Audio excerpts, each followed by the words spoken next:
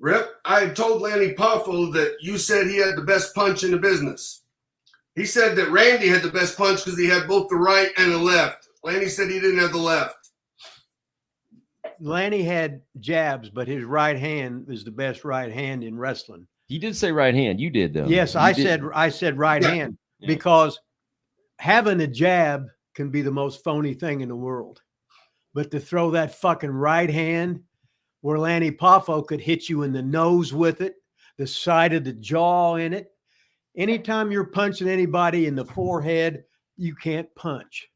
The top of the head when they're in the climb the turnbuckle. Shit, I hit that motherfucker in the jaw. Then they make him slide down. Then I go the next turnbuckle. I hit him in the jaw and slide down. Then I go for the fucking third one, hit milk it, pull me out, and do it there. But no, Lanny had the best goddamn fucking right hand there was.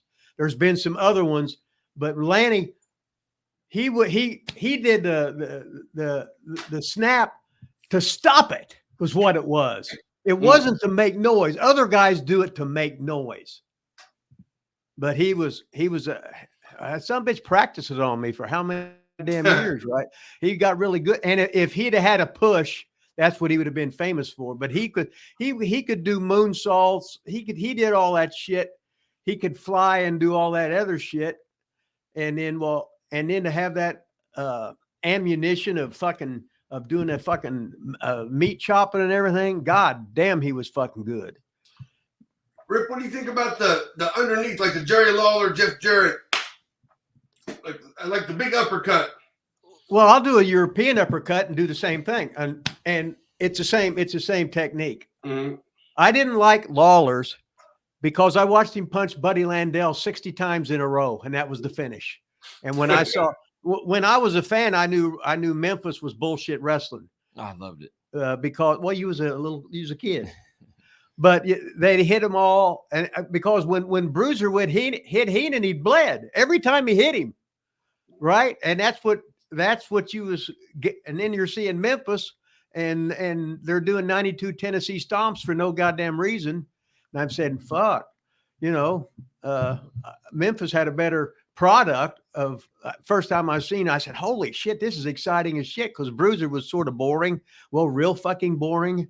But that's what I grew up with, But so who'd you like, Nick? I mean, we're about the same age, same area. You had to grow up on Memphis, didn't you?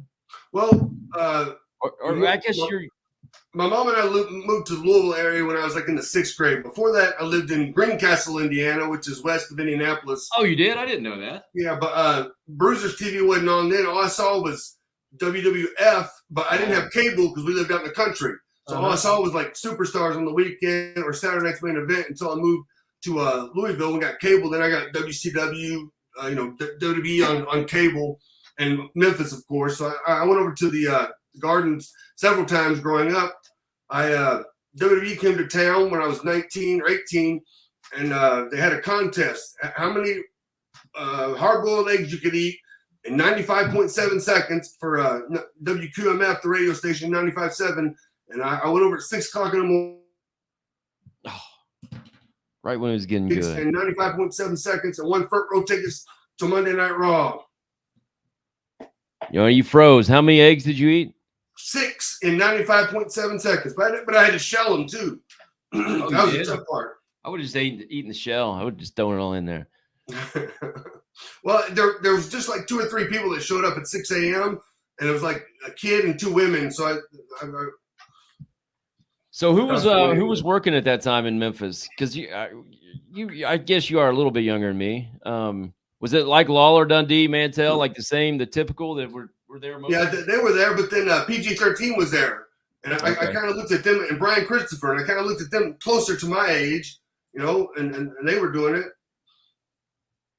I remember is that when you got the itch when you started going there? Oh no, I got much younger. I was 8 years old. I watched Saturday Night. The first time I saw. It would have been right after WrestleMania 1, and Paul Orndorff turned on Piper on Saturday's Main Event and beat the bejesus out of him, and I was hooked after that. Uncle Elmer got married, and Hulk Hogan wrestled Nikolai Volkov.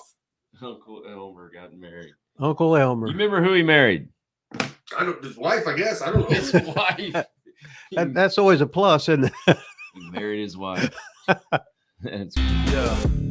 Big gold and a billfold, so swole that I can't get the shit closed. So I money fold and rubber band wrap, and when it pop, bitch, it sound like a hand clap.